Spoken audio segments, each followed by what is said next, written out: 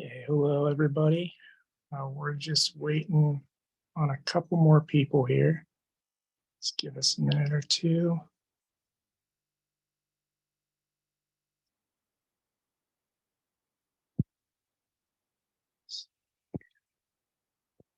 So we've got Rebecca, Cindy, Denise, Katie, Andrea, and Amy. So we're just missing.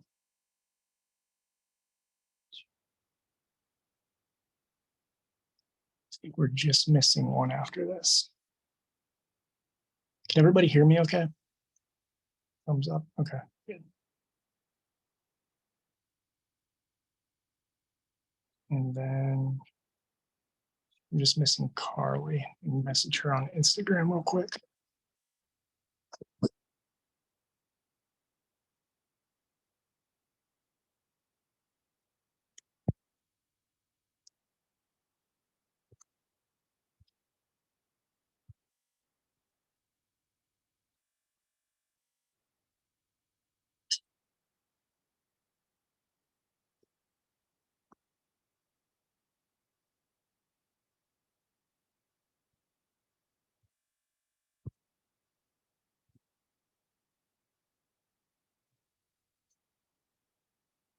Okay.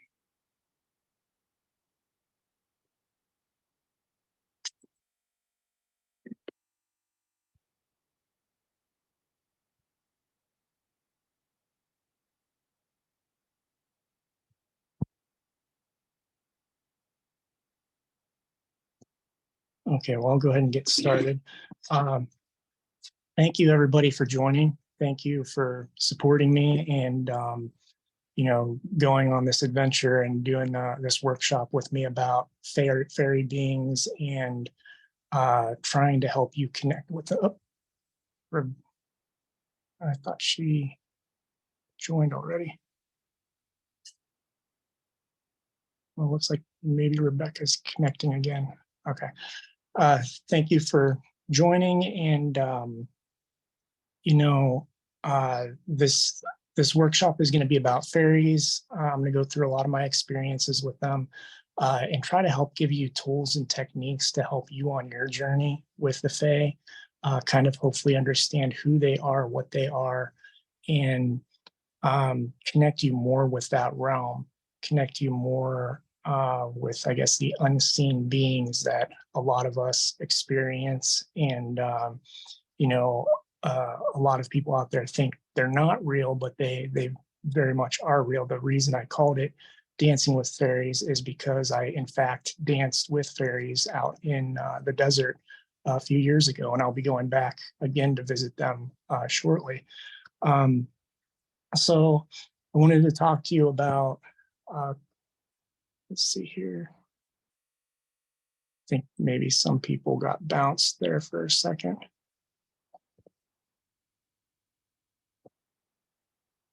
Oh, are you connected, Rebecca? Okay. There we go.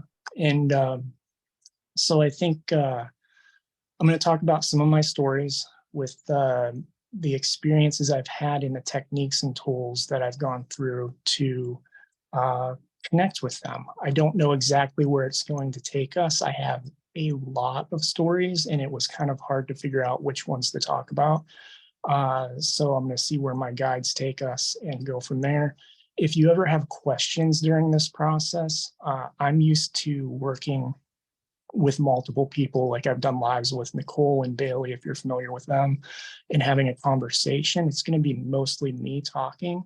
So if at any point you have a question and you want to give me a break for a second, go ahead and raise your hand. There's a little, there's a reaction icon, I believe, at the bottom of Zoom that allows you to raise your hand so that I can know to be like, okay, get to a stopping point. Somebody has a question, that sort of thing. So let me just get started a little bit with what Fae are. From my experience, fairies are what we would call, a lot of people would call them nature beings. They would call them, some people would call them elementals. They are the gnomes, pixies, elves, trolls. I always relate them more to Celtic lore Ireland, Scotland, those types of areas. And they are the beings that we have a lot of mythology and folklore on, even outside of those areas. Indigenous people called them, I think they just called them nature spirits. If you go over to like the Middle East, they're called Jinn, Djinn. So we have a lot of different cultures who talk about these beings, and they all have their different, in each area. It's kind of like humans. There are different types of them. Let me see here.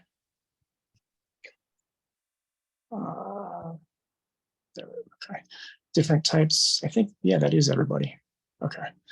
There are different types of beings throughout the world, and I have started experiencing them myself years ago when I mean, as a kid, I always knew they existed. Have any of you seen Ferngully? Old children's movie. It looks like everybody's nodding their head pretty much.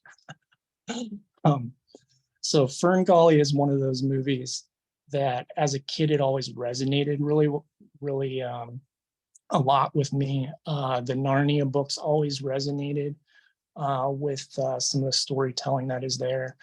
And especially when the Narnia movies came out, they just really struck a chord with how some of these creatures and animals were presented. And it was something I always just kind of intuitively knew as a child, like this stuff is real. Nobody believes it's real, but somehow it's real. And I would spend a lot of time in the woods, and I would connect with nature, and just knew that going out there, I was being watched by things that I couldn't see.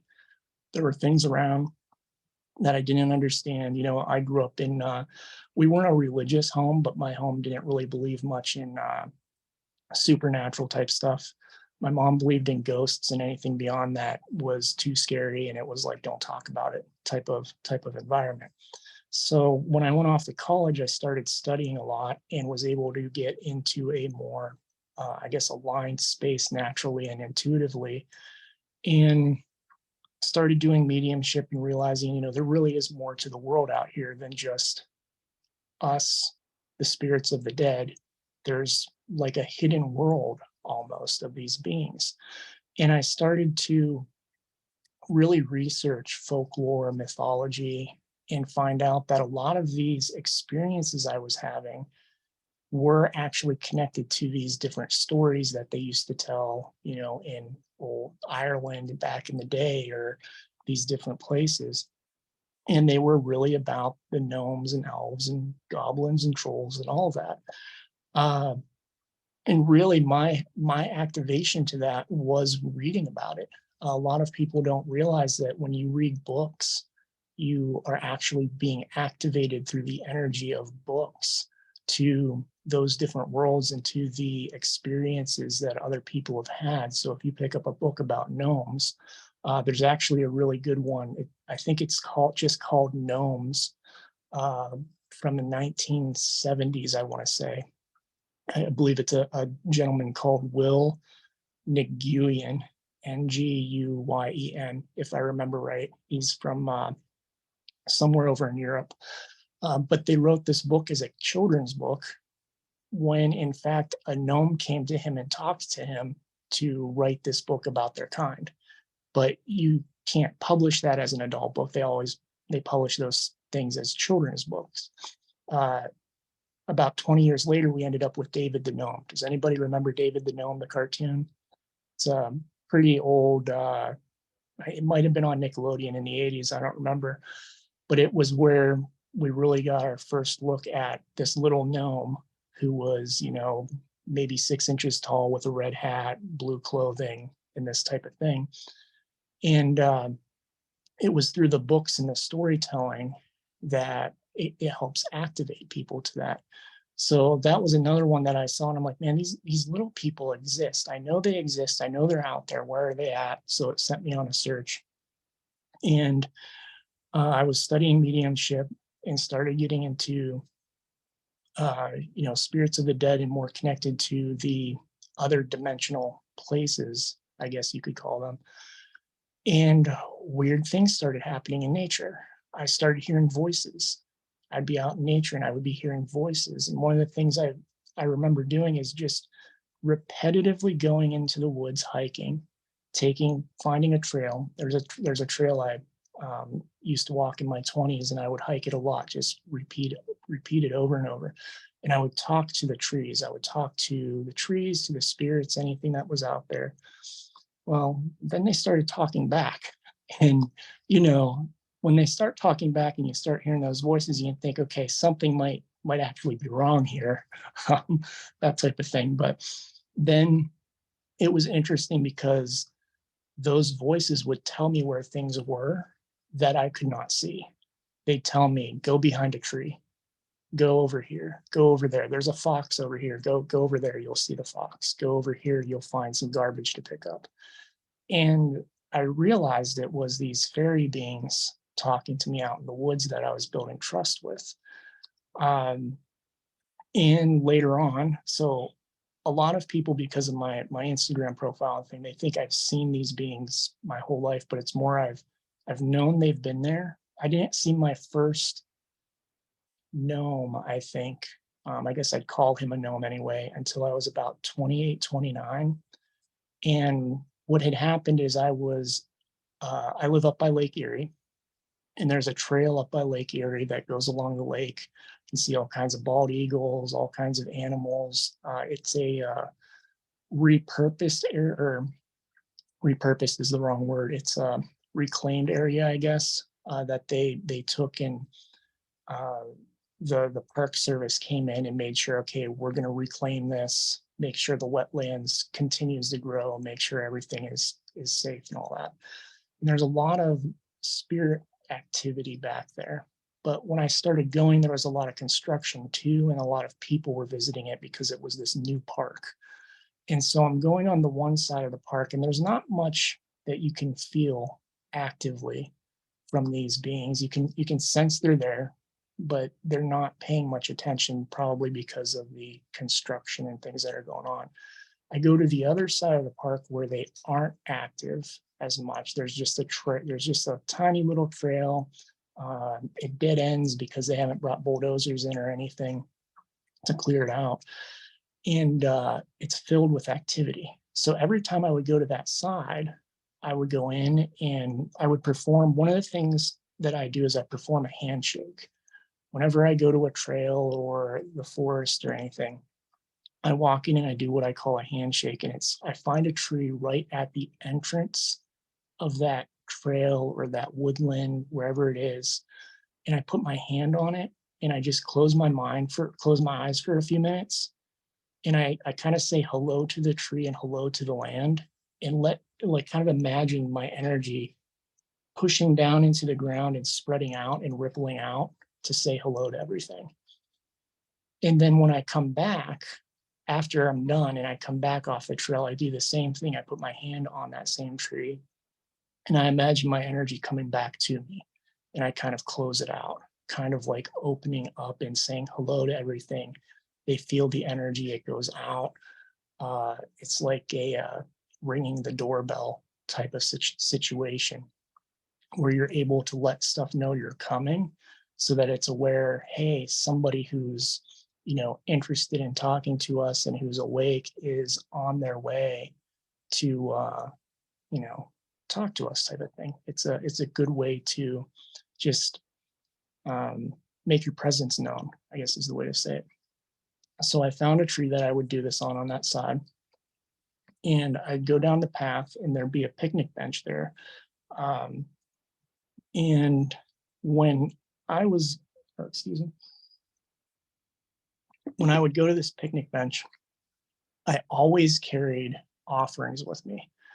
Uh, Offerings can be all kinds of different things, but when it comes to fairies, I typically recommend fresh fruits, berries, nuts, oats, things that you could kind of find in nature. They seem to be the most responsive to those types of things. And I would go down to this bench that sat over and watched Lake Erie, and I would sit there and I would just kind of, you know, talk to the woods. in a sense. I don't remember about what, sometimes random topics probably, but just going, I know I can feel beings here. I know you're here. I'm safe. Love to see you one day, that sort of thing. And I did that for, I was living up there for about 3 years probably. And I did that a lot, continuously, repetitively, going back to that same place and just talking. It's one of the biggest things we can do when we go into nature is just talk and make it be known with our voice that we're willing to communicate with these different beings. So at that picnic bench, I would always put an offering down by there was a section of weeds, and I'd always put an offering there. And one time I'm standing there, I get up from the picnic bench, I turn around, and right in front of me, I see this outline of this little gnome-like man standing there, and I'm like taken aback because I'm not used to seeing them type of thing. And he points at me and he's all excited. He's jumping up and down. He's excited. I put the offering down before I go to leave. And he's like, over there. And I look and I'm like, what are you pointing at? He's pointing to the picnic bench thing that I just, or not picnic bench, but wooden bench that I just stood up from. Now, there was nothing on the bench, not a single thing. I was standing or sitting there for 10, 15 minutes, nothing on the bench. There's a quartz crystal on the bench when I turn around.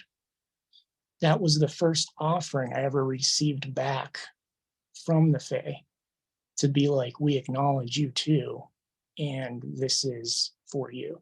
And he was sitting there like, please take it, making sure I noticed it before I left. Now, that happened because I built so much trust with them. I kept going back.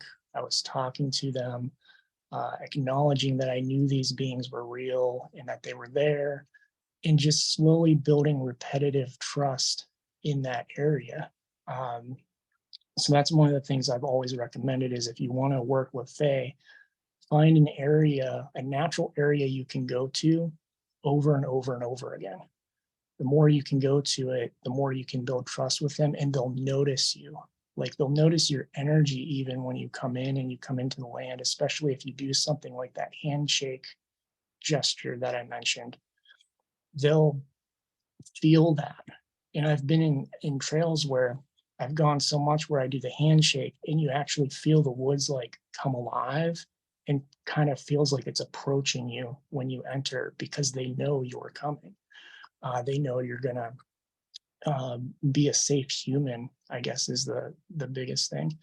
Now, one of the things I've noticed with this is that these beings on the East Coast, and it's very interesting. We've developed so much of the East Coast of the United States that a lot of them are very skeptical. They see humans all the time. It seems to take more effort to build trust with them. On the West, or I shouldn't say the West Coast, on the Southwest, where I've been to in the deserts and the mountains there, they almost have no reason to be skeptical of humans. They come right out. There are some that you can tell, and when you start telepathically talking to them and feeling them, you can feel their hesitation. But most of them out there, it's a completely different dynamic.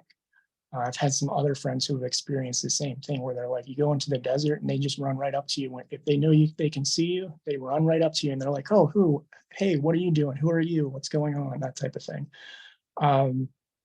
So depending on where you live can also depend on how easy it is to develop a relationship with these beings. I have a friend who's been doing this type of work. She started intuitive work when she was, I think 18 or 19. She's currently 70 some years old and has been all over the US, has been all over the world, connecting with different beings.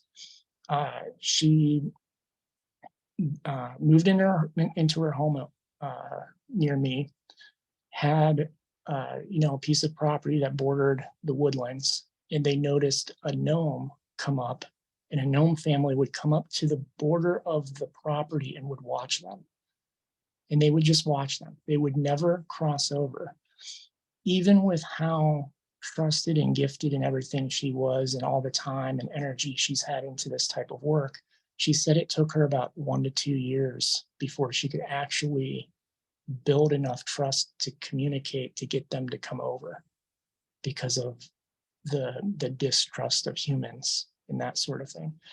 And then you have that opposite effect in other areas, like in the desert, where they just run up and they're like, hey, what's going on, type of thing. But building trust is one of the biggest keys with these beings. uh, Building trust in the sense of offerings. You can start at home, you can start in the woods, you can kind of do it wherever you want to do it. If you want to do it at home, I actually pulled this out. I have a dish here. It's just a small bonsai dish, and it's like my communal offering bowl. So what I do in the home is, that's the communal bowl where if I have oats, fresh berries, nuts, I put those in the bowl. And then I make the intention and say, this is for the spirits of the home. This is for those beings, the friends and family of my space, who uh, are interested in that type of thing. And it helps just build kind of like an energetic respect for the beings who are around you. But if you do the same thing in the woods, what you'll find is that maybe the first time you do it, you don't feel anything, but maybe the second or third time you start feeling eyes. If you pick a spot and do it in the same spot, make a small offering when you go out into the woods, preferably when in any wilderness, desert, woods, even in the ocean, you can make offerings in the ocean and stuff. Uh, Depending on where you're at, try to do it in the same spot, because then they'll see you. Uh, they'll kind of get to know that this is your place, and they'll feel that too, and it becomes a strengthened, I guess is the best way to say it, strengthened over time. And what happens when we go out there is, if you close your eyes while you're giving an offering, and say, hey, these are for the fairy beings, these are for the nature spirits, and have just a pure intention of just giving. That's the key thing, is just not to do it with the expectation of return, but to do it without expectation, so that it's for them. And if you don't have an experience or see anything, it's okay. It's just for them from the bottom of your heart. Over time, it's kind of like a return on your investment type of thing. They start to notice that energy, and they start to see that. So when you close your eyes and you make that offering, you might actually hear the voices. You might hear thank yous. You might hear, to give you an example, I have a tree that I go to, and I would make offerings and sit by that tree. And there were times when I would go there, I'd sit down with my back to the tree, and I'd hear, make sure you walk down the trail to there was a gazebo in this park down this woodland trail. And it'd be one of those things, like, I walked to the tree, I'd be tired, I don't want to walk further. I just want to turn around. I came to say hi to my tree, my spirits that are there, and I'm going to turn around and walk away. It's like, no, no, no. Stay here. Close your eyes, meditate a little bit, stay here. And what did it say? We will bring you magic if you listen to us. And I was like, skeptical at the time, like, okay, maybe there'll be something, maybe there won't be. So when the tree told me to get up and leave, I got up and left. I found down the trail a den of foxes off the side with the pups, and the pups were playing. They did not care I was there. It was like I was invisible to them. I was 20, 30 feet away at most. I just stood against a tree and watched the foxes. But had I not done that, had I not listened to the tree, that never would have happened. And what was crazy is, this trail, they would have hidden all day long, because if people came, they were so close to the trail, they would have known if people were coming and skittered into their den. But when I was standing there, like, the mother didn't care. The pups, she came out, she looked at me, she went, oh, okay. walked back into her den, disappeared. Those types of things are usually the first sign that you're starting to connect with fairy beings. It can be all kinds of different fairy beings. They might be pixies, gnomes, you might have like elves, bigger beings, and that sort of thing that are connecting with you. But you start getting animal signs as you're building trust. I've had owls come to me and just sit in trees across from me. And when I'm walking in the woods, these energies, you'll feel an intuitive or telepathic nudge. Look up, look over here, look over there. If you start to feel that type of thing, always trust it. And it's a simple one. It's not like you're putting yourself in danger or anything by changing your gaze. Always trust it, because what I find is when I'm out there, they tell you, they'll be like over there, and that energy just pulls you straight to whatever they want you to see, whether it's a deer, a fox, elk, owls, all that type of thing. And those are one of the ways that they give gifts back. They give us gifts back by showing us natural things that a lot of people might not ever see in the woods. One of the ones I remember specifically is walking down a runner's trail. It was a paved trail. Most of the people on it were running. They'd have earbuds in and wouldn't be paying attention to anything. And I was walking down this trail, and it had a big curve in it. And before the curve, my guides and the beings around me told me, stop, don't go anywhere. And I don't want to stop. I want to keep walking. It was a place that wasn't optimal for me just to be standing around. They're like, no, just stop and wait. A runner came around the curve and then passed me, and they're like, okay, now you can go. There's not going to be anybody else. And I walked a little bit further, and they tell me to stop again and look up. And does everybody know what a pileated woodpecker is? They're these really big woodpeckers. They're like 2 feet tall, 2 feet tall, the big red crest on it. Woody the Woodpecker almost type of vibe. There were 2 of them doing a mating dance up in the trees. And it's not a common thing for people to see, but I would have never experienced that had I not built the relationship with the land. And then they were the ones who told me a runner is coming, wait for them to leave, then go forward and look up. And the idea was, had I noticed that before the runner came, the runner would have noticed it and other people would have gathered and seen what was going on. And it was meant just for me to experience after everybody kind of cleared out type of thing. And that's kind of the power of offerings with these beings. And also not having technology when you're going out. Oh, Andrea, I see you have a. That was exactly my question. I was just going to ask about having phones and technology out. So. Okay, yeah, I'll talk about that now then. So one of the fascinating things is in our culture, we have this technology has a hold on us essentially. Runners are always running with earbuds. I've seen people on hikes and walks walking with their phone and just looking at their phone, not looking around. I've even seen people with, I'll never forget this day. I was shocked. There was a beautiful short trail, and people get out of their car, and several of them had iPads and were walking with the iPad. Technology so number one, it's a distraction for us.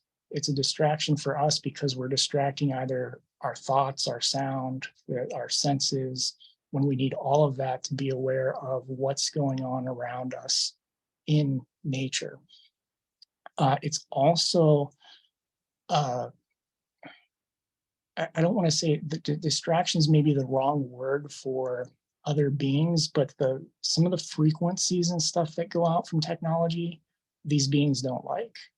It's one of the things that if you go and you say you were to camp, and this even applies to doing ET work and stuff, it's one of the biggest recommendations is, turn the radios off, turn the phones off, put them away, that type of thing, because the frequencies can actually affect what different beings come to visit. So, but from my standpoint, it's more the distraction to us. Uh, if you don't have the technology and you go and you sit in the woods, in the desert, by a lake, wherever it's at, what happens is, and this is actually on my list too, it's called still hunting. So you go out and you still hunt, and that's just this idea of finding a tree or a rock you can sit on or something of that nature, sitting down and waiting 10 to 15 minutes. If you wait 10 to 15 minutes, nature kind of assimilates you and starts to think that you're just part of it now, rather than something that came in and was disturbing it with maybe if you were walking loud, or if there were other people around, and that sort of thing. So it takes about 10 to 15 minutes, and what you'll notice is if birds were squawking and screaming before, they calm down, they start flying towards you closer, that type of thing. But the other thing is, when you do that, you can pay attention more to what's moving around. So you can pay attention to, is there no wind, and you hear a voice saying like, oh, I'm over here or something, and you look over and there's a bush moving, but there's nothing there. There's no wind, there's no animals, that type of thing. Because you're not distracted, you can pick up on the cues that these beings give us to tell them, to tell us that they're here.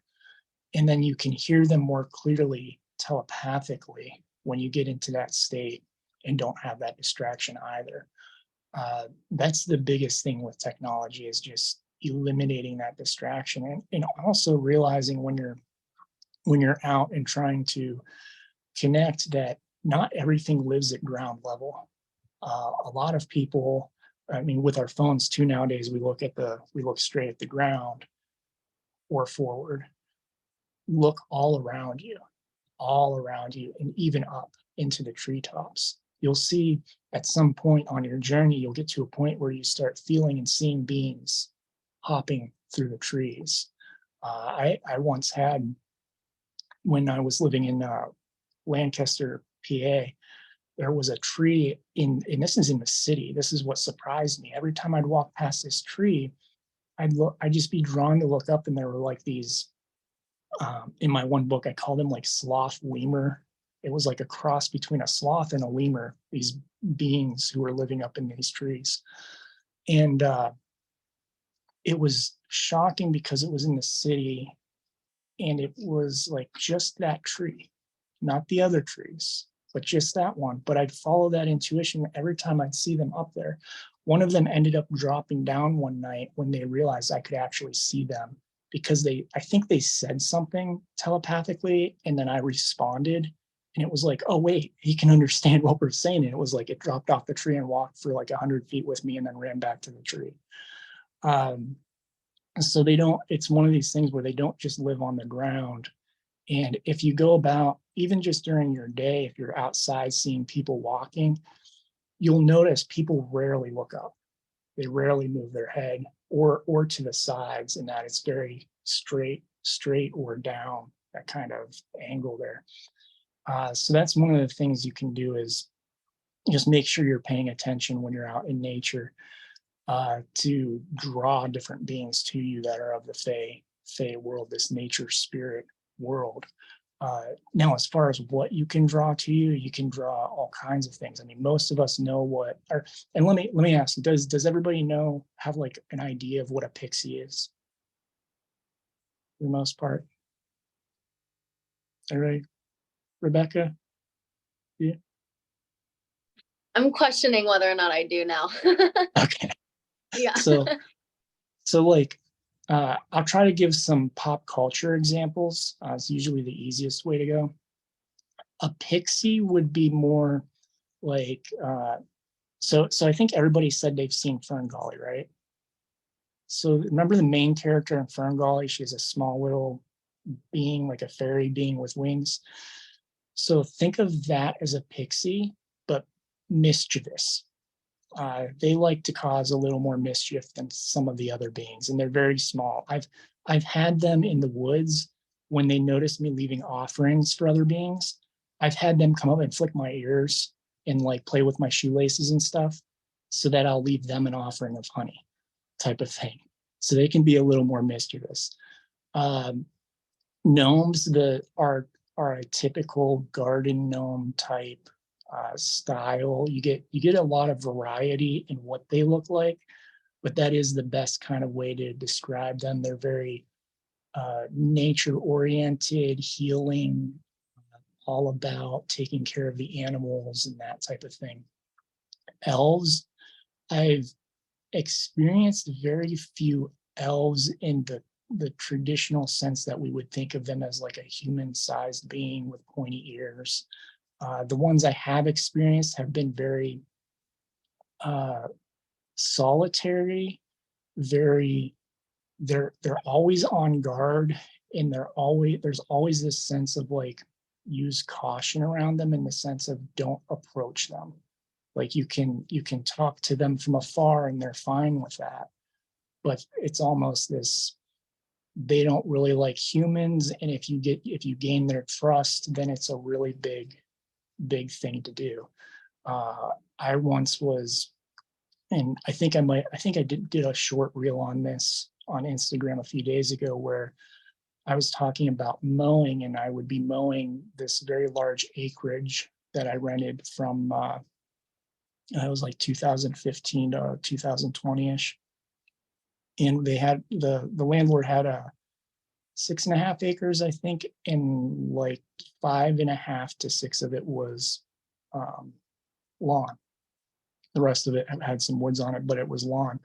And this is in the like deep country mountain areas. It had just been all fielded over time for the trees for buildings, but we were expected to mow it. And that always bothers me because of the natural balance of mowing and destroying all these things. But one of the things I've noticed over time is if you do your best to respect the land and to help the land, the Fae notice it. The little Fae notice it to the big Fae. They all pay attention to that. And it's like what they would say is, in New Mexico, I had actually shifted from one camping site to another, and that camping site knew who I was before I got there. And I was like, how did you know who I am? Like, I was a half mile down the road, and they said the trees talk. The trees talk, it carries on the trees. The beings talk to each other, which also gives me Narnia vibes, if you've seen Narnia, where the trees actually spread messages across. So the Fae talk about what you do, and they notice the little things. They notice if you're gardening, they notice if you're mowing. And what I was doing is I was mowing, and I was lifting the mower over wildflowers, because the wildflowers wouldn't grow high enough for the landlord to be like, oh, you're not mowing. They would just grow a little higher than the depth of the grass we were mowing at. So I would lift it, keep the wildflowers, and do that as much as possible. I've stopped my mower on more than one occasion to go get a butterfly out of the way, or a moth, or some insect that is in the way, and they pay attention to all that. And I was doing that one day, and a woodland elf walked out, put his back against an oak tree, and stood against the oak tree. He was 5-6 feet tall, maybe. I was doing mowing, and I forget what he said, but I heard something in my head, and I looked over and saw him. And my first thought was, oh, I should stop the mower and talk to him. And as soon as I thought that, my guides went, no, don't talk to him. Just keep mowing, keep doing your thing, leave him be. He's fine where he's at. I had been thinking that day too about walking sticks. Does everybody know what a walking stick is? The bug. It's just this bug that looks like a stick, basically. They're 6 inches long. They're pretty big. But we have them out on the East Coast in the woods. They're supposed to be everywhere, but you rarely see them. And one of the reasons is because we mow our lawns, we get rid of leaf litter, all this other stuff. But I was like, I've been in the woods for years. I've never seen a walking stick. I wonder if we really do have them. And the elf telepathically was talking to me, and he goes, well, I'm going to send a gift your way. And so I kind of stayed in telepathic contact with him, let him do his thing, talked to him briefly on the mower. And I can't remember what off the top of my head, but I forgot about the conversation. A lot of these experiences, when you start to telepathically connect and experience more and build your relationships, you start having experiences where it's like talking to humans on a daily basis. 24 hours, somebody asks you, what did you guys talk about? You're like, I don't know. I have no idea what happened. It was probably 3 days later. I went outside and my guys were like, look down the sidewalk, and a walking stick was taking a straight line and walking from the garage to my house on the sidewalk, 100, 200 feet from the woods, where they're not supposed to be in this area. They're supposed to be in the woods. The elf telepathically sent the walking stick to come say hi. So then it crawled up on me, crawled all the way up to my shoulder and just kind of chilled there. And then after a little while, I took it, walked it out to the wood line. Like I said, was easily probably over 100 feet away from the house, easy. Walked it to the wood line, put it in the leaves and let it go. But building that respect, doing those little things, those little respectful things, it's something I call active compassion. Just active compassion. Those little acts of respect build a lot of faith with the Fae beings. So acts of compassion, like with the mower, lifting the mower up to save the wildflowers. They can be all kinds of different things. You can help a plant. You can be in the woods. You might hear, occasionally I hear trees actually ask me, can you remove this branch? There'll be a branch that has fallen and they want it removed from the bottom of the tree, and you just pull it off and set it at the bottom. Or if you're walking down a sidewalk and you look down and you see an ant in your way or a spider or something like that, just stepping over it, not stepping on it. Paying attention and doing these little acts, that helps. In your house, if you're want to build more respect with the Fae in your house and outside, they'll notice it too. But I think the hardest one I've seen people have is acts of compassion towards spiders in the home. A lot of people are like, oh, no, gonna smash it. can't handle that type of thing. If you can get to a space where you look at a spider and understand that, you can just put it into a cup for the most part. There are a few out there, usually more in the southwest, that are more dangerous, but put it into a cup, take it outside. If you have moths or beetles or other things that get into the house, putting them into something, taking them outside, that builds a lot of respect with the Fae beings, nature beings, especially those in your home. But those outside the home are also watching. I've seen, if you have gardens around your home, even in the city, a lot of people think there aren't Fae in the city. I've had a lot of clients even that have Fae around them, and they're like, how? And I go, well, you went to this park and they saw you, and then they walked home with you because they were like, oh, I want to see who they are, where they live, that type of thing.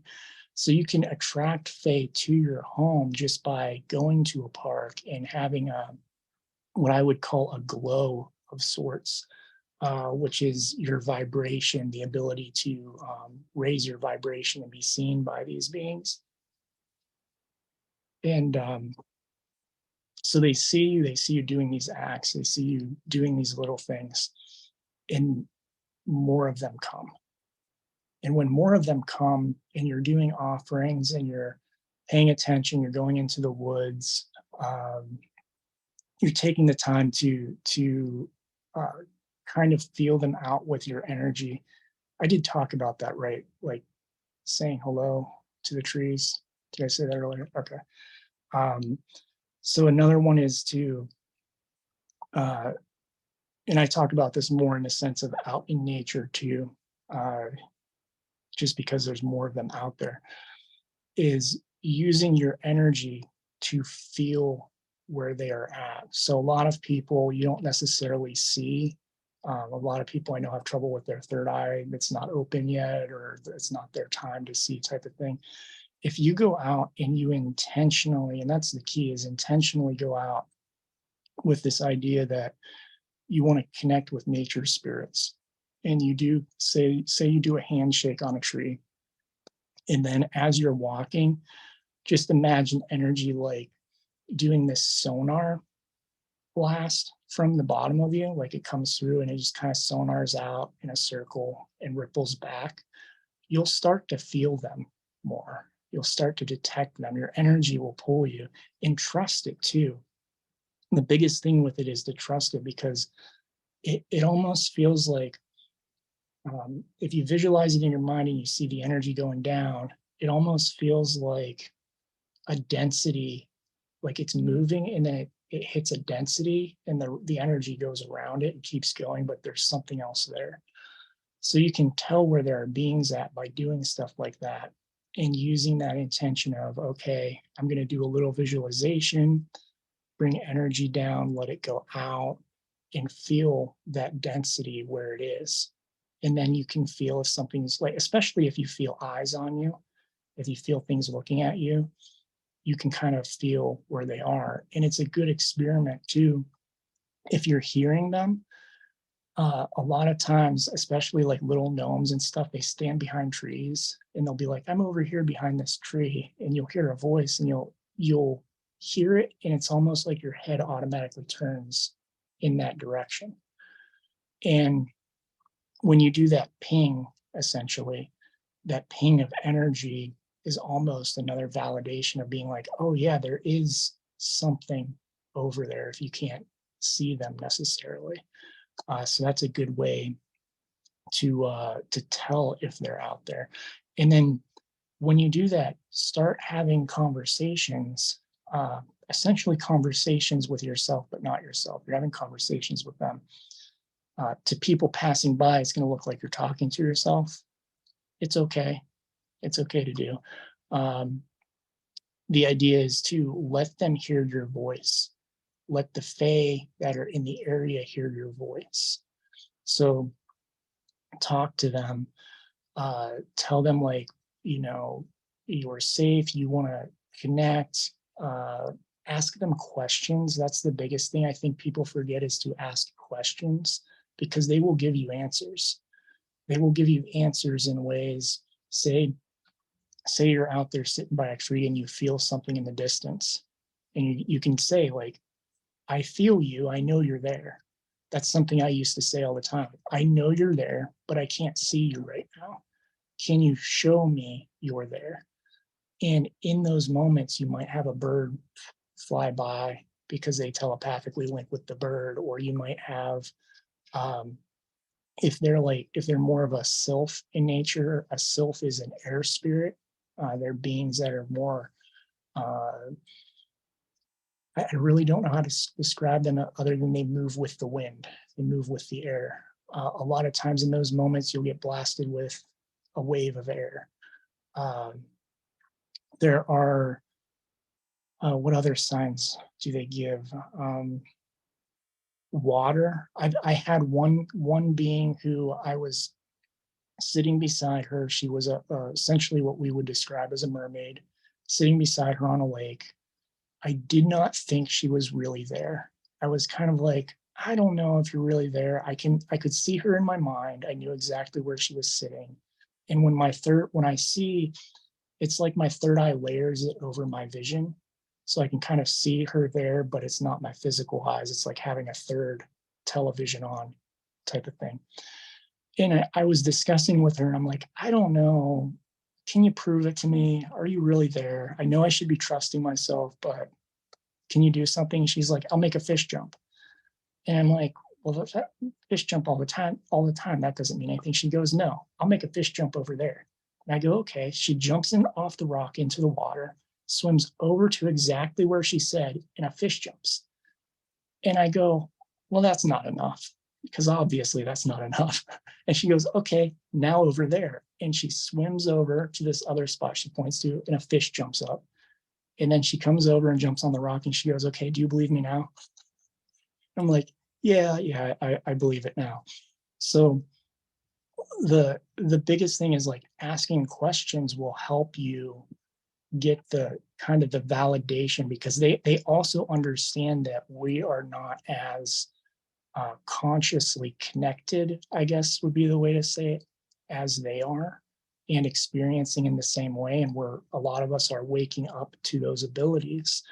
So if you feel somebody's there, ask questions. They'll move leaves, they'll move rocks, they'll ripple water. And that's part of this idea of still hunting and paying attention to everything, not having the distractions. Because if you have the distractions, you're not going to notice that. You're not going to notice these little things that they do while you're out there. What else were they going to talk about? Oh, gardening is another thing that you can do with drawing Fae in and building respect and this sort of thing, is that it doesn't matter how big the garden is. It can be a potted plant in your home. My potted plants actually have little Fae beings in them that have come over time, and sometimes they come and stay, sometimes they go and they travel back and forth. But gardening is a way, whether it's a potted plant or a full-blown garden, that you can attract them, because they love plants, they love nature. It's kind of like their natural vibration. And if you bring those into the home, you're also bringing that natural vibration into the home to allow them to exist in that space. So you'll get a lot of those from outside coming in. Now, which does bring up this idea, does everybody know what a brownie is? Not the food, not the baked dessert. Have you heard of The Secret of Arietti? Anybody hear that? Or The Borrowers? I think The Borrowers was another old one. So a brownie is this typically very small being who lives in the home and are often blamed for like stealing buttons, coins, pins, other things. They're these very, very little humanoid beings.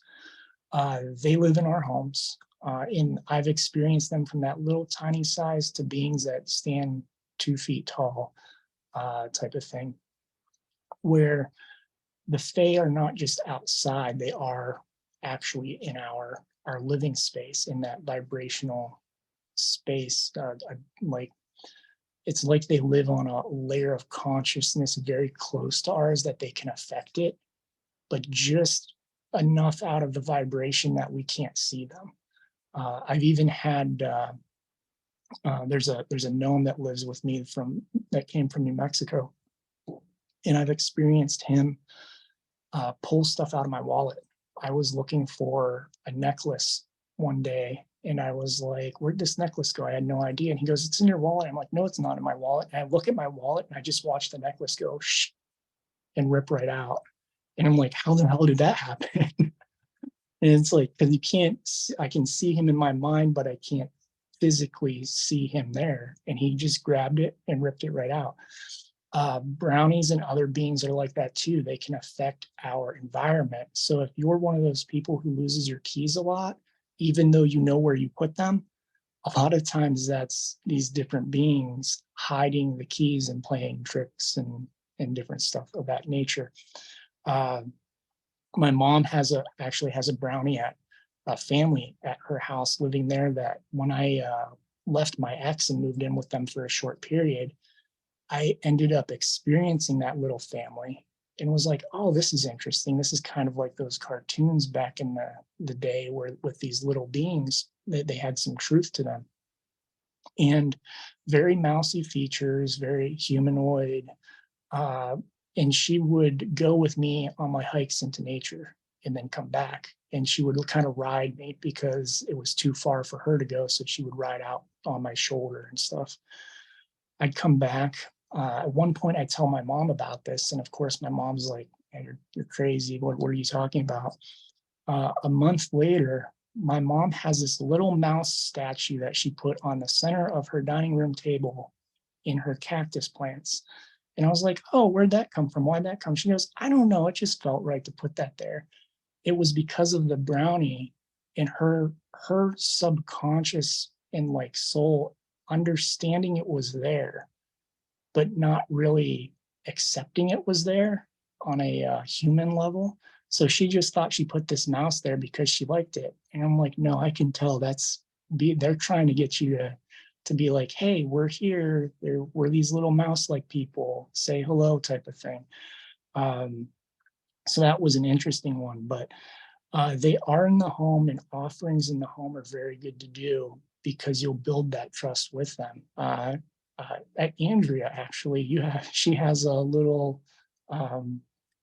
Parsnip. Was that his name? Parsnip. She has a little fellow living with her.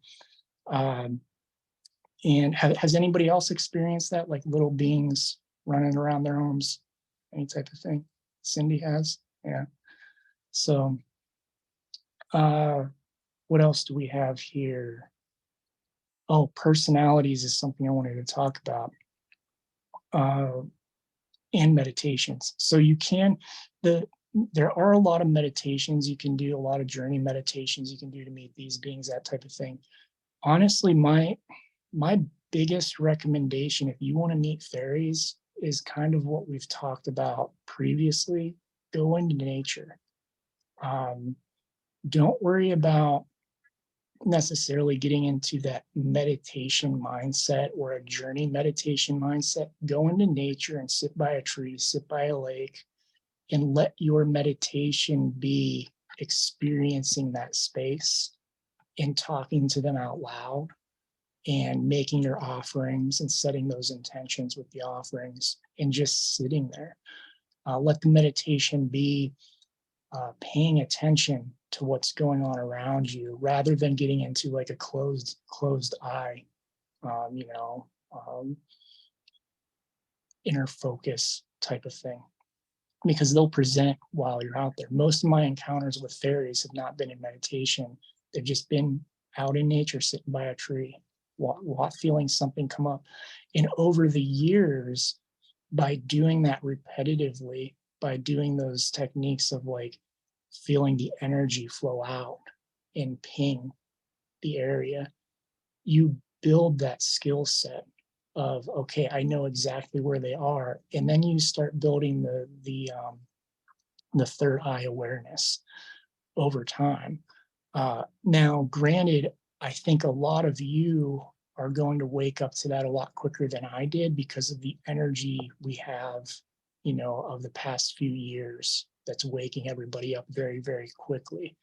The things that I did, it's like, I feel like a lot of people, some of my clients even, they start doing them and it's super fast development of these different skills that come with it.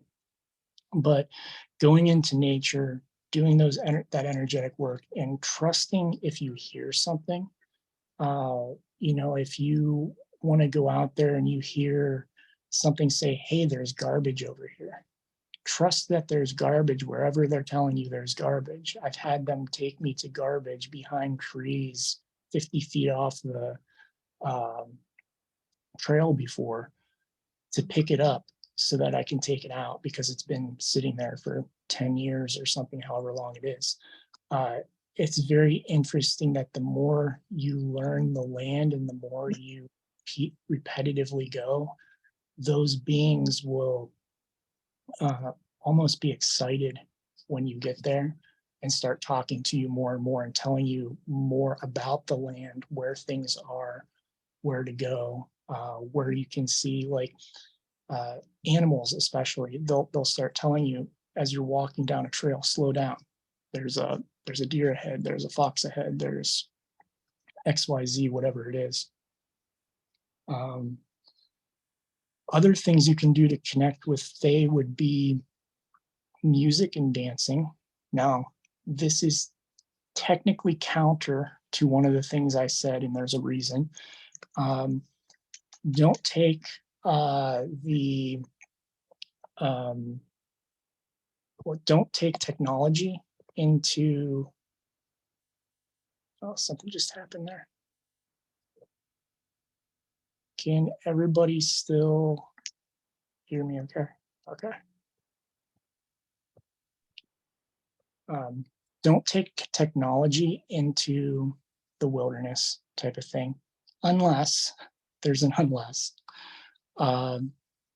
You want to like dance or draw them in using specific sounds and music. Faye, I did an experiment. I went out to New Mexico and I built trust with this one campsite with these gnomes. I sat there, I started feeling the eyes and feeling the gnomes come in and talk to me. And so they said, we want to dance with you. We want, what did he, I think he went by like the name Bob, I believe. He was like, we want to dance and party all night long. And that can be tricky because they will literally stay up all night energetically and try to get you to stay up all night, even though you're like, this isn't going to work for me type of thing. We had a situation where some other campers came, and because of the negative energy that they had brought with them, I was like, I'm not comfortable.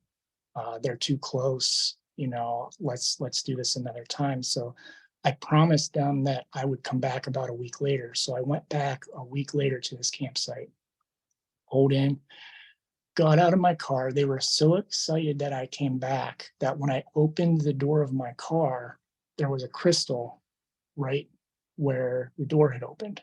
And I saw him run away like, yeah, here's a crystal for you type of thing. So I pick it up. I'm like, oh, thank you. You know, put it in, start unloading my car for my camping supplies.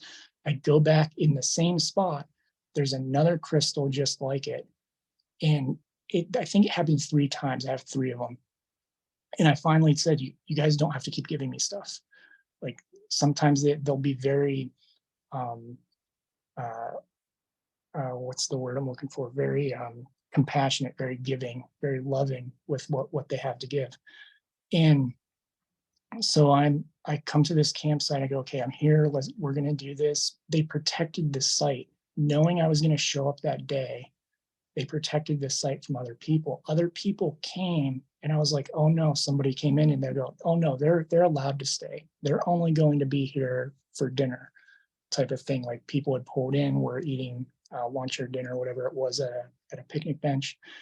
And sure enough, an hour later, those people got up, left, packed their stuff, took off. They'll create energetic shields essentially to let you do things if you set the intention. And the intention for us was to dance and party all night long, essentially. So I took a radio, I pulled out the radio, put it out. And like I said, normally I don't recommend this when you're trying to do this work, but we had come to an agreement that this was what we were going to do when I came back, is they wanted to dance and hear human music. And I was like, okay, put the music out, start playing different things. And I have I listen to a lot of music, but it was interesting because they were like, play everything. We want to hear everything.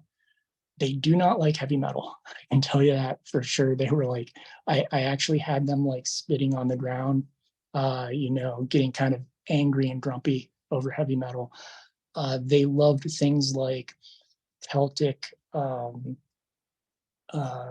fiddle music, very Irish types of music, very soft tones like Enya, those types of things, classical, fast-paced classical.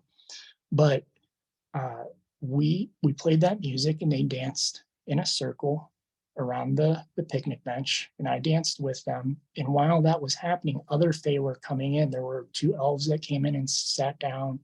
There was the best way I can describe him is a sand golem. He was this being who was made out of sand, who climbed the ridge up to meet us, and he just looked like a 6-7 foot tall, big wide block of sand, humanoid energy type of thing. And there were the frog folk. If any of you have heard me talk about frog folk on Instagram, they are a set of Fae beings out there that they're 1 foot, 2 foot tall, but they look like frogs is the best way to describe them. Like they don't look exactly like frogs.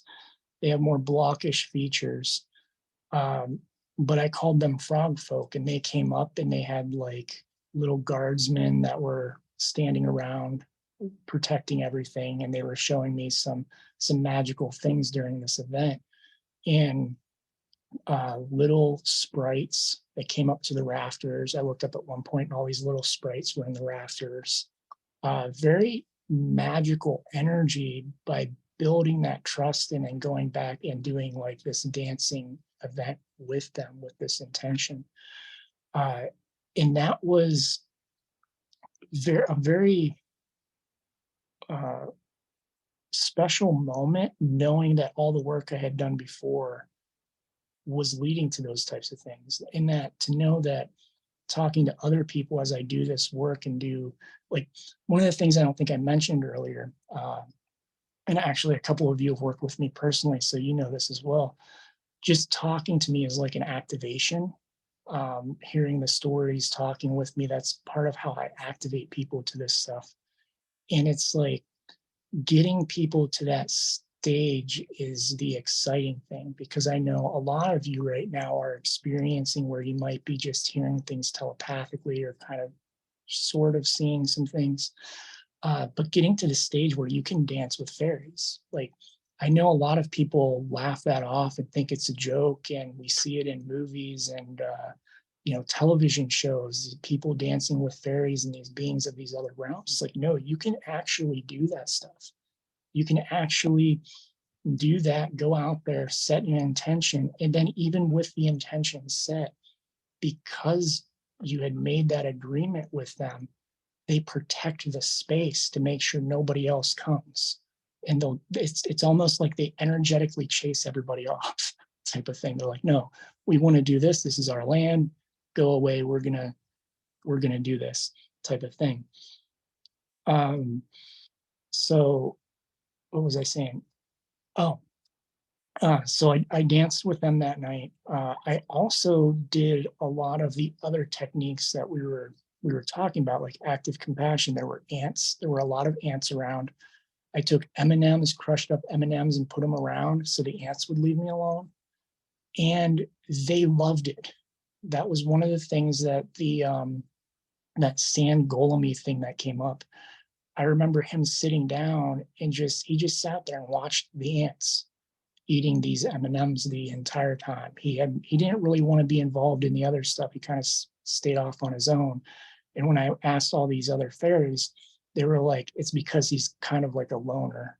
And you have these different energies where you have these very high, the gnome pixie beings were very, very high energy, almost like children, but much higher energy, running around, telepathically shouting, asking questions every 2 seconds, all this other stuff. And then you have more grounded energy, I would guess, which would be like, somebody who just wants to sit quietly. So he was sitting quietly watching them. Some of them were dancing. Some of them were just sitting at the picnic table. The elves were sitting at the picnic table, and there was something else there. Oh, it was an ogre. It was an ogre that came through. When I say ogre, a lot of people think Lord of the Rings ogres. That's not at all what they are. I honestly can't even describe them properly. They have like moss hanging on them, a lot of things that would cling to trees. A lot of things that would cling to trees, like moss and lichens, are on them. They're humanoid, but they don't look anything like the typical fantasy stuff that we have. So you'll experience that, where a lot of the beings you see, you might hear them be like, oh, I'm XYZ. And you're like, well, that's not at all what I imagine. They're like, yeah, because humans completely got it wrong in that case, type of thing. But the bigger beings were just sitting there at the picnic bench, and these other little guys were dancing and dancing and dancing. all night long, essentially, which was quite exhausting. I think I made it like till 1, 2 a.m. And then I was like, I'm going to bed.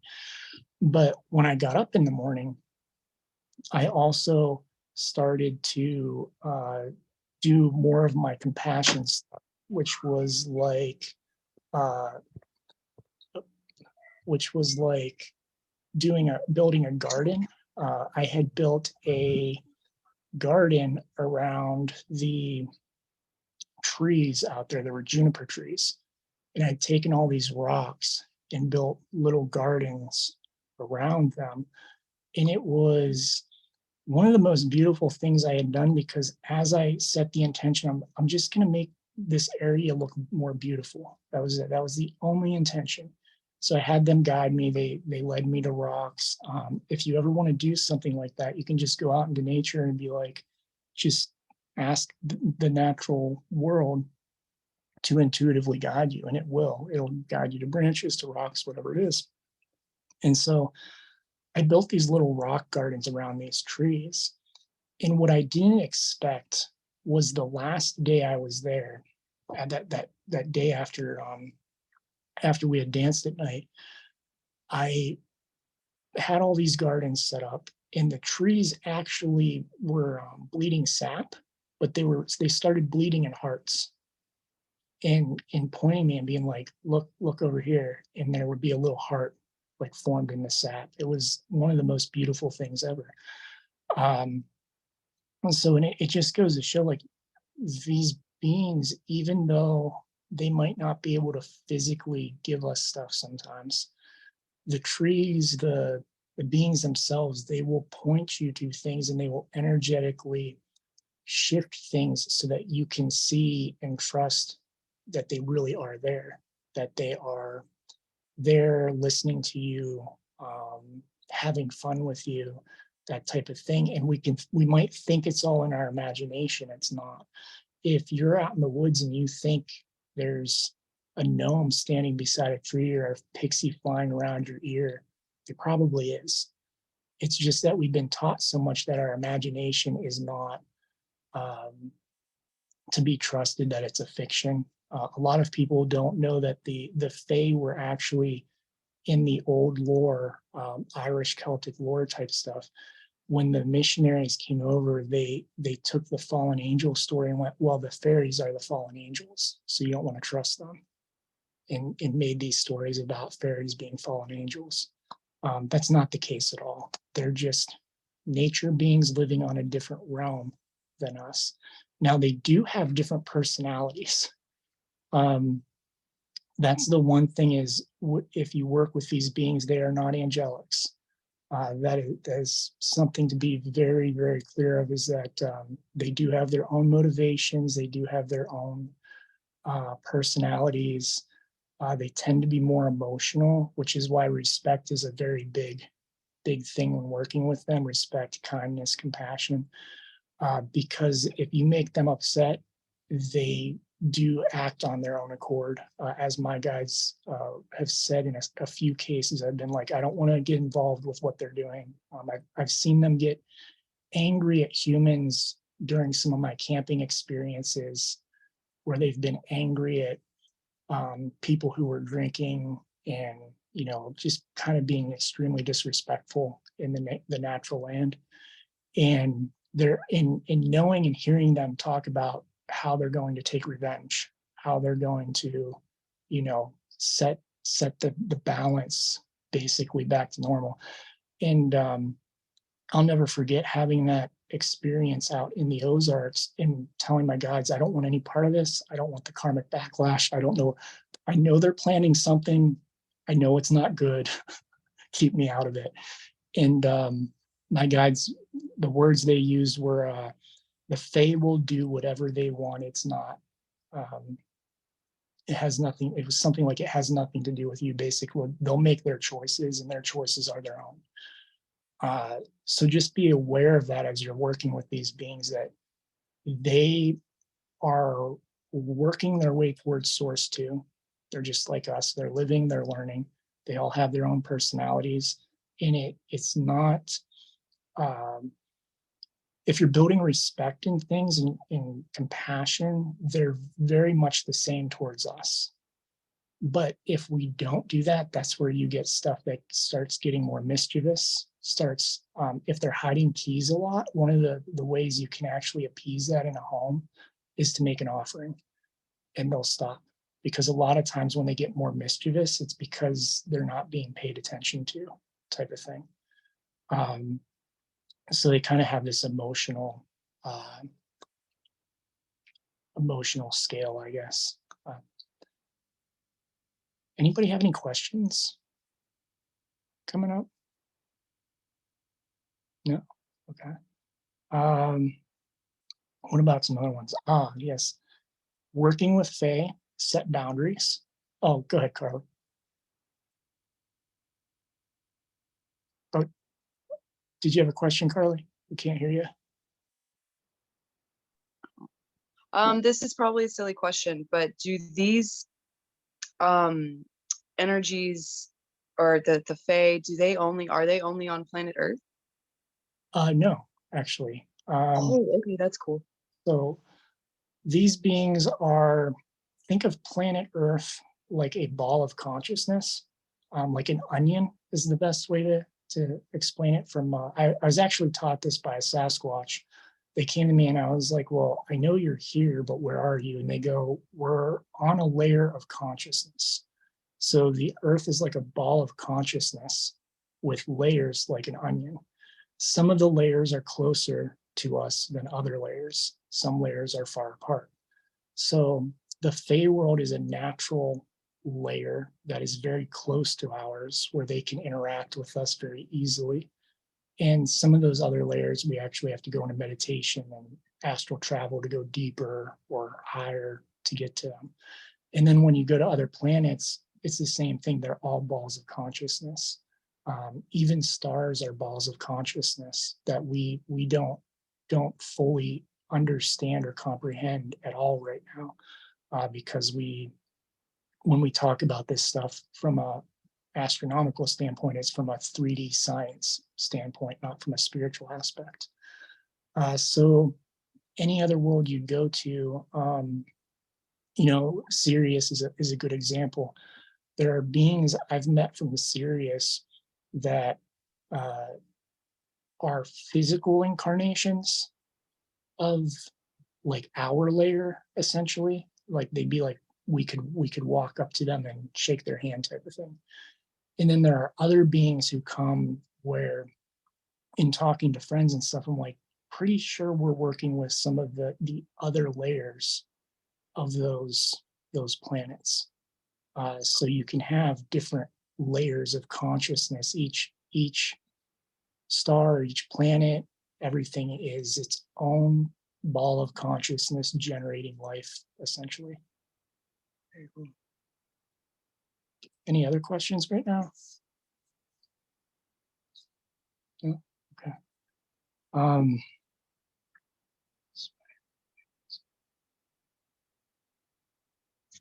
Trying to see if what else I've needed to talk about. Gardening. I actually have a quick question, Willow. Yes, go ahead, Cindy.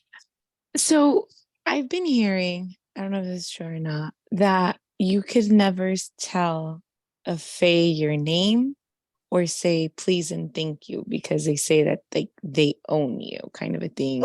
Or if you accept a certain offering, they say like, oh no, they already own you and you have to continue doing it. If not, they'll do something really bad. I know it's not true, but they're just old wives' tales. But I just want to know how much of that old wives' tales is true, like 10, 20% of it, or Fear sells. What I would say is fear sells. The stories we know today, we know them because they are the stories that upheld through time because of the fear attached to them. If you, stories back in the day would travel through bars, would travel through social events, all that. And the ones people want to hear about are the exciting ones, the scary ones, type of thing. I have never experienced those issues. I've run across malicious fae, but I've never experienced anything to where it's a global do not trust them type of thing. I think it's just like our stories in Hollywood, in books and fiction. The stories that really take off and do the best are the ones with fear somehow incorporated into them. And those are the ones that sell to the public and keep moving forward.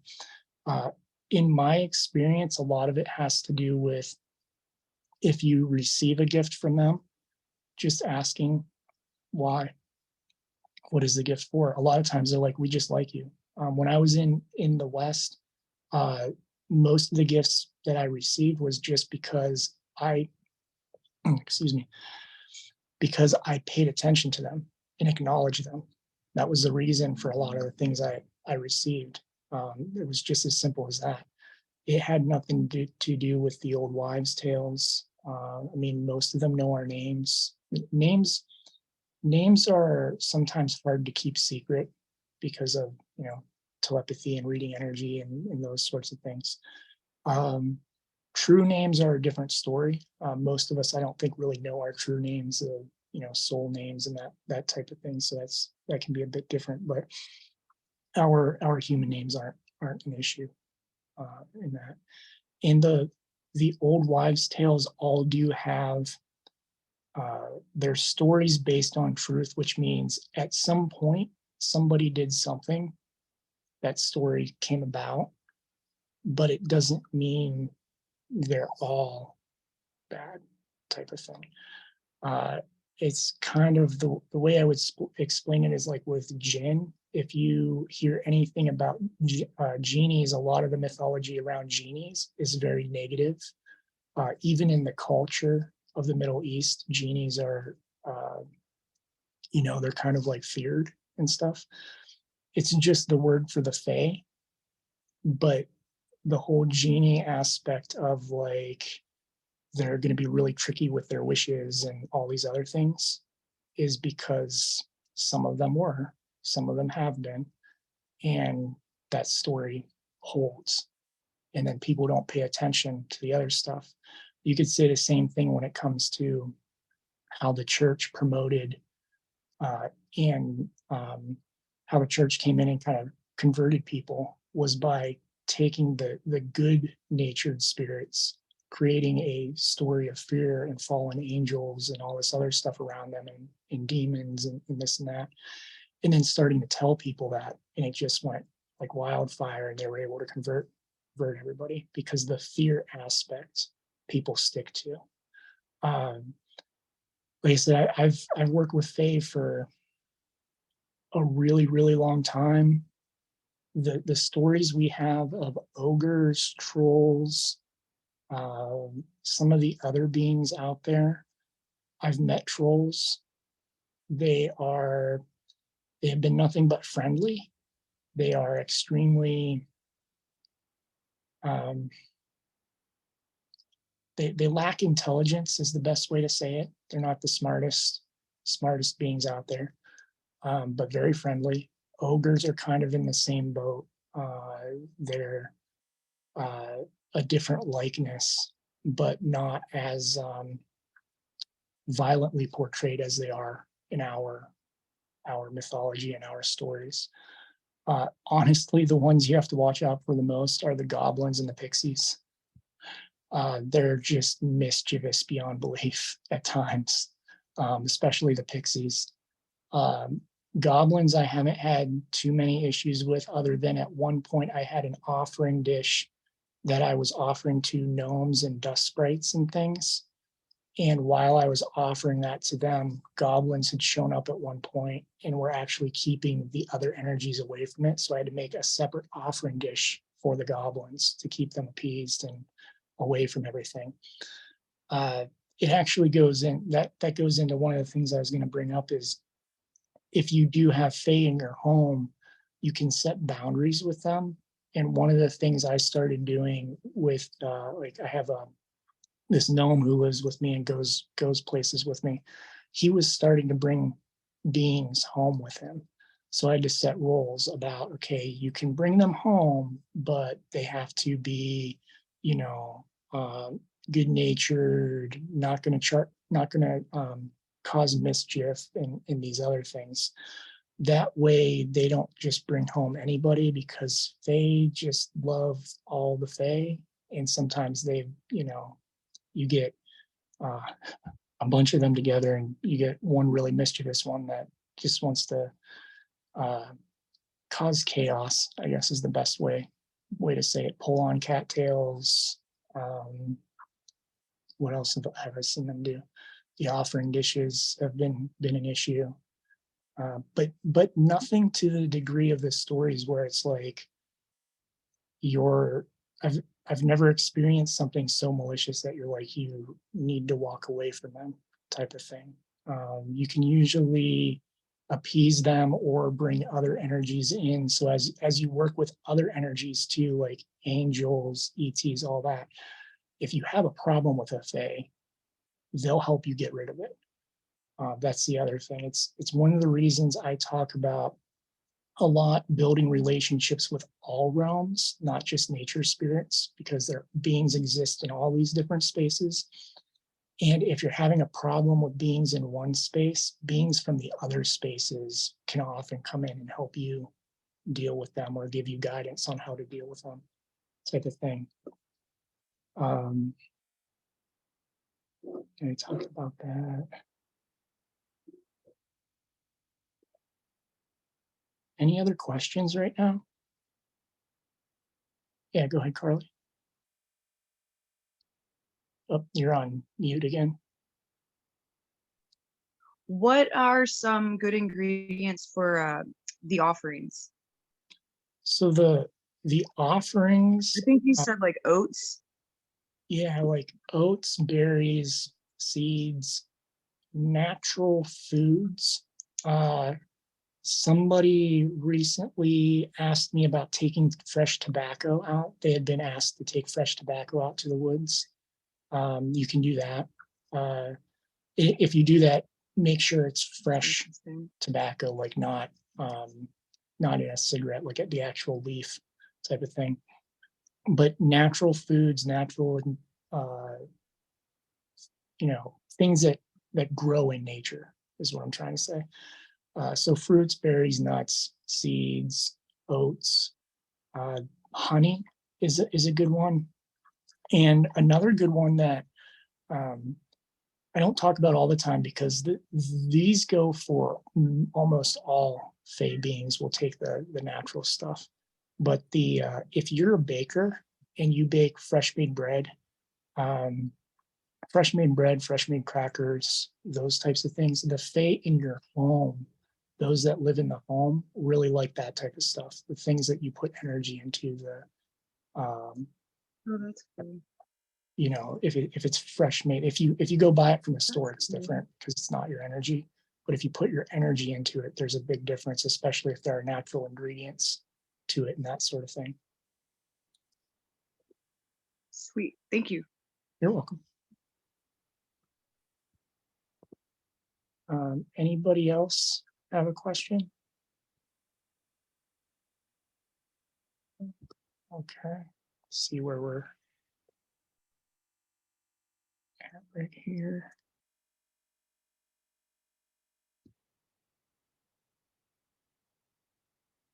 I think I talked about everything I was looking to talk about.